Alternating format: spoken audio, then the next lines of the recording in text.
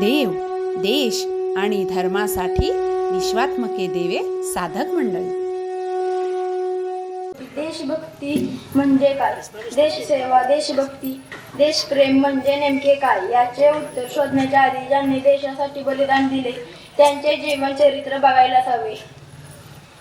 सुखदेव, राजगुरू, भगतसिंग, क्रांतिसिंग, नाना पाटील, बाबू गेनू या सर्वांनी देशासाठी बलिदान दिले, तुरुंगवास भोगला. कारण माझी भारत माता संकटात आहे, तिला स्वातंत्र्य केलंच पाहिजे. ही परकीयांच्या स्वाधीन आहे. प्रेमच होतं ना देशावर, मग सेवा कोणाची करावी? गोमातेची, झाडांची का देशाची? भगतसिंग यांची गोष्ट आपल्या सर्वांना माहीतच असेल. 20 ते 22 वर्षाचं तरुण, सळसळतं रक्त, धाडसीपणा, निडरपणा,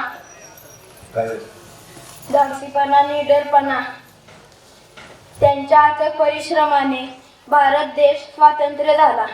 पण आता संकटे वेगवेगळ्या रूपाने समोर येतात. इतर देश आपल्या देशावर धर्मावर घाला घालत आहेत. त्यांचे प्रयत्न यशस्वी होऊन हे करण्यासाठी मार्गदर्शक हवेत. जसे की शिवाजी महाराजांच्या आज्ञेनुसार स्वराज्य मिळाले, पण आपण लढाई करू शकत नाही. तर मग देशभक्ती, देशसेवा करायची आहे. मग आपण स्वच्छता, मंदिरापुढील स्वच्छता, गोमातेची सेवा करून देशसेवा करू शकतो. आपले अनमोल मत योग्य अशा ठिकाणी देऊन देशसेवा करू शकतो. आणि देशभक्ती निर्माण केली सच्चिदानंद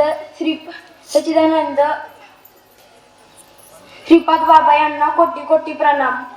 यांना येथे दातीचेच पाहिजेत, येड्या गबाळ्याचे काम नाही.